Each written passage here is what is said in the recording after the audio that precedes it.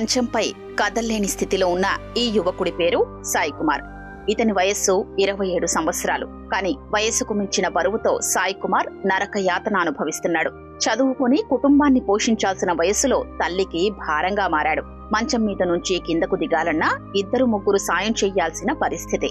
ప్రస్తుతం బరువైన దేహంతో తనువు భారమై బతుకుతున్న కుమారుణ్ణి చూసి కన్నతల్లి సైతం తల్లడిల్లుతోంది.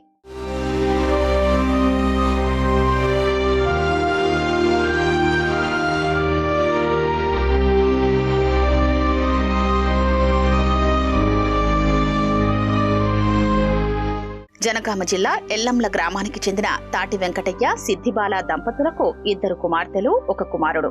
కుమార్తెలకు పెళ్లిళ్లు కాగా కుమారుడు సాయి కుమార్ జనగామలోనే ఇంటర్ పూర్తి చేశాడు.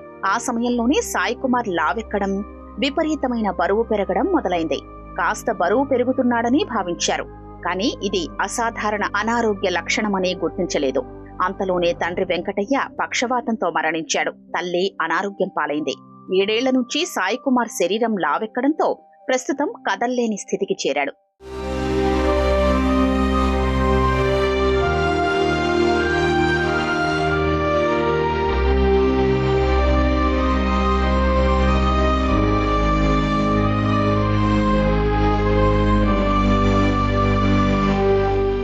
సాయి కుమార్ ఏడాది కిందట 180 కిలోలు ఉండగా ప్రస్తుతం 220 కిలోలకు చేరాడు. తమ శక్తికి మించినదే అయినా చాలా ఆసుపత్రుల్లో చూపించారు. అయినా ఫలితం కనిపించలేదు. హైదరాబాద్ నిమ్స్ ఆసుపత్రిలో చూపించగా హార్మోన్ల ప్రభావంతో శరీరం బరువెక్కుతోందని వైద్యులు తెలిపారు. ఆరోగ్యశ్రీ పథకం వర్తించదని, విదేశాల్లో దొరికే ఖరీదైన ఇంజెక్షన్లు, ఔషధాలు అవసరమని తేల్చారు. నెలకు 50,000 ఖర్చవుతుందని తెలిపారు. 6 నెలల చికిత్స అనంతరం అవసరమైన శస్త్రచికిత్స చెయ్యాలని వైద్యులు సూచించారు.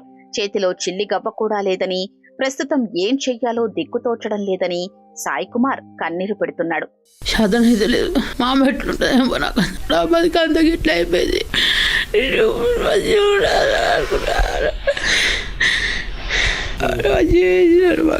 కోరుకుంటా 2 సార్లు వచ్చిన పింఛన్ తీసేసారు. ఎవరు పట్టించుకుంటారు. తినడానికి కానీ ఇబ్బంది అవుతుంది. ఇప్పుడు గోళీలకు నెలకు 1 సూది 500, రోజుకు 3 సూది ఇవ్వాలి రోజు. ఇప్పుడు ఇంకా ఇన్ఫెక్షన్ వచ్చి ఇంకా ఎక్కువ అయిపోయింది అంతా. ఇప్పుడు నా ఆరోగ్య పరిస్థితి మొత్తం కోలుకోలేకపోతున్నా. దాతలు ముందుకొచ్చి సాయం చేసి నాకు మంచి అన్ని చేయాలని, ఆపరేషన్లు చేయాలని, సర్జరీ చేయాలని కోరుకుంటున్నా. సాయి కుమార్ నడవలేని స్థితిలో ఉన్న తల్లే అన్ని పనులు చేస్తోంది. భర్త చనిపోయిన నాటి నుంచి కనీసం పింఛను కూడా రావట్లేదని సాయి కుమార్ తల్లి వాపోతోంది. అప్పుడు 6-7 ఏళ్ల కింద ఇట్లుండే. ఇట్లా అయినా కంటే మందులు వాడుతున్నాము. జర సన్నగా అయినట్టు అనిపించింది. మళ్ళీ ఆ మందులు వాడాక మళ్ళీ ఎక్కువ అవుతుంది. ఎవరేం చెప్పిన వాస్తవంతో బట్టి తెచ్చినాం కానీ ఇప్పుడు ఏం లేకుండా అయిపోయింది సార్. మాకు తినడానికే ఇబ్బంది అవుతుంది. 10వ తరగతి దాకా బాగానే ఉన్నాడు సార్. కాలేజీ పోయినాక కొన్ని రోజులు అయినాక బాగా లాగుకున్నాడు అంటే నేను పోనమ్మా కాలేజీకి నన్ను అందరు ఎక్కిరిస్తున్నారు అని పని చేసిండు. పని చేసినాక ఇంకా కొంచెం లావైతే వాళ్ళు కొంచెం డబ్బులతో వాళ్ళు మందులు ఎత్తిస్తామంటే వీళ్ళు మందులు ఎత్తిస్తామంటే వాడినాం సార్. వాడితే అవి ఏవి పని చేయక ఇంకా ఎక్కువ అవుతుండు. ఇక ఇప్పుడు 3 సంవత్సరాల నుంచి అయితే మొత్తమే లేస్తలేడు. అంతా ఆయన సేవ నేనే చేసుకుంటూ ఉంటున్నా సార్. ఎవరైనా సాయం చేసి నా కొడుకును బతికిస్తే నన్ను బాగా చేస్తాడు నా కొడుకు. గ్రామస్తులే ఆ బాధిత కుటుంబానికి చిన్నా చితకా సాయం అందిస్తున్నారు. చేతిలో చిల్లి గవ్వ కూడా లేని వీరి దీనస్థితిని చూసి ఇరుగు పొరుగు వారు సైతం కంటతడి పెడుతున్నారు. కొన్ని రోజులు ఎట్లా చేయంగా అలా పరిస్థితి ఆయన బాగాలేకుండా వాళ్ళ డాడీ అదైపోయిండు. పక్షవాతం వచ్చింది, ఆయనే జరిగిపోయిండు. ఇక మళ్ళీ తర్వాత ఈయనకు మొత్తం లాభ వరకు ఇబ్బంది అయ్యి వాళ్ళ అమ్మకు కాలిరిగి 7 సంవత్సరాలు అయింది. గవర్నమెంట్ నుంచి పింఛన్ లేదు. ఎమ్మెల్యే కూడా చూసిపోయిండు, కార్యదర్శి చూసిండు. ఎవరు చూసినా రూపాయి లేదు. ఇప్పుడు రూపాయి లేదు. అవి కంట్రోల్ బియ్యం ఫ్రీ వచ్చినాయి. గవ్వే ఎవరు దాతలు 500, 1000 అవి ఇస్తేనే ఇదివరకు దాకా నడుచుకుంటూ వచ్చింది. ఇక వాళ్ళ బాధ రోజు తెల్లారు లేస్తే మా ఇంటి ముందు ఉంటారు కాబట్టి మాకు తెలుసు వాళ్ళ సంగతి.